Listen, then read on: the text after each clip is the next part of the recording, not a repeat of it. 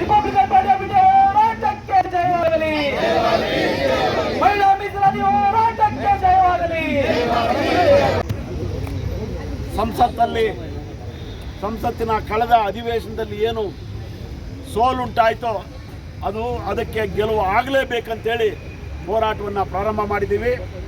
ನಾನು ಸಮತಾ ಸೈನಿಕ ದಳದ ರಾಷ್ಟ್ರೀಯ ಅಧ್ಯಕ್ಷ, ರಿಪಬ್ಲಿಕನ್ ಪಾರ್ಟಿ ಆಫ್ ಇಂಡಿಯಾದ ರಾಷ್ಟ್ರೀಯ ಕಾರ್ಯಾಧ್ಯಕ್ಷ, ನಮ್ಮ ಕರ್ನಾಟಕ ರಾಜ್ಯದ ಎಲ್ಲ ಮಹಿಳಾ ಮುಖಂಡರ ನಿಯೋಗದ ಜೊತೆಗೆ ಇವತ್ತು ಫ್ರೀಡಂ ಪಾರ್ಕಲ್ಲಿ ಧರಣಿ ಮಾಡಿ ರಾಜ್ಯಪಾಲರ ಮೂಲಕ ರಾಷ್ಟ್ರಪತಿ ಮೂಲಕ ಪ್ರಧಾನಮಂತ್ರಿಗಳಿಗೆ ಮನವಿ ಪತ್ರವನ್ನು ಸಲ್ಲಿಸ್ತಕ್ಕಂಥ ಕೆಲಸ ಮಾಡ್ತಾ ಇದ್ದೀವಿ.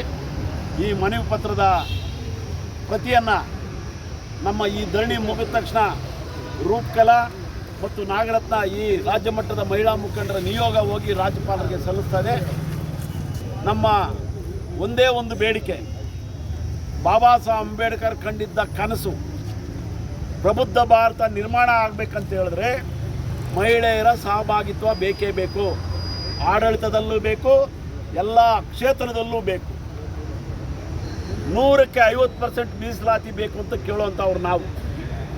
ಈಗ ಮನ್ನಣೆ ಆಗಿರ್ತಕ್ಕಂಥ ಮಸೂದೆ ಸಂಸತ್ತಲ್ಲಿ ಅಂಗೀಕಾರ ಆಗಿ 2 ಸಲ ರಾಜ್ಯಸಭೆಯಲ್ಲಿ ಅಂಗೀಕಾರ ಆಗಿಲ್ಲ.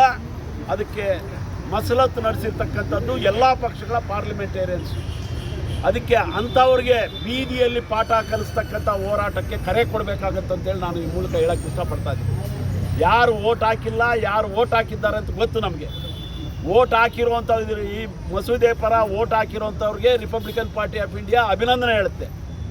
ಯಾರು ಓಟ್ ಹಾಕದೆ ಚಿತಾವಣೆ ಮಾಡಿದ್ದಾರೆ, ಮಸಲತ್ತು ನಡೆಸಿದ್ದಾರೆ, ಇದು ಸೋಲು ಆಗಬೇಕು ಅಂತೇಳಿ ಅವ್ರಿಗೆ ಧಿಕ್ಕಾರ ಹಾಕುತ್ತೆ. ಧಿಕ್ಕಾರ ಹಾಕೋದೇ ಅಲ್ಲ, ಅಂಥ ಸಂಸದರ ಪಟ್ಟಿ ಮಾಡಿ ಅವರನ್ನು ಬೀದಿಯಲ್ಲಿ ಗೆರಾವ್ ಮಾಡ್ತಕ್ಕಂಥ ಹೋರಾಟಕ್ಕೆ ಕರೆ ಕೊಡಬೇಕಾಗುತ್ತೆ ಅನ್ನೋ ಎಚ್ಚರಿಕೆಯನ್ನು ಈ ಮೂಲಕ ಹೇಳೋಕ್ಕೆ ಇಷ್ಟಪಡ್ತಾ ಇದ್ದೀನಿ.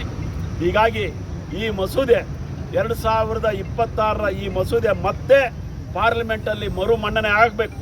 ಮರುಮನ್ನಣೆ ಆಗೋದ್ರ ಮೂಲಕ ಎಲ್ಲ ಸಂಸತ್ ಸದಸ್ಯರು ಕೂಡ ನೀವು ಓಟ್ ಹಾಕಿ ಈ ಮಸೂದೆಯನ್ನು ಜಾರಿ ಮಾಡಬೇಕು. ಜಾರಿ ಮಾಡಿದಾಗೆ ಸಂವಿಧಾನಕ್ಕೆ ಗೌರವ, ಆ ಸಂವಿಧಾನ ರಚನೆ ಮಾಡಿದಂಥ ಬಾಬಾ ಸಾಹೇಬ್ ಅಂಬೇಡ್ಕರ್ಗೆ ಗೌರವ ತರುತ್ತೆ.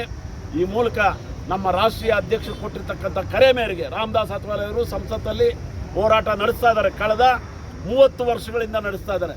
ಅವರು ಸಂಸತ್ತಲ್ಲಿ ಸದಸ್ಯರಾಗಿದ್ದರು, ಈಗ ರಾಜ್ಯಸಭೆಯಲ್ಲಿ ಸದಸ್ಯರಾಗಿ ಮಂತ್ರಿಗಳಾಗಿದ್ದಾರೆ.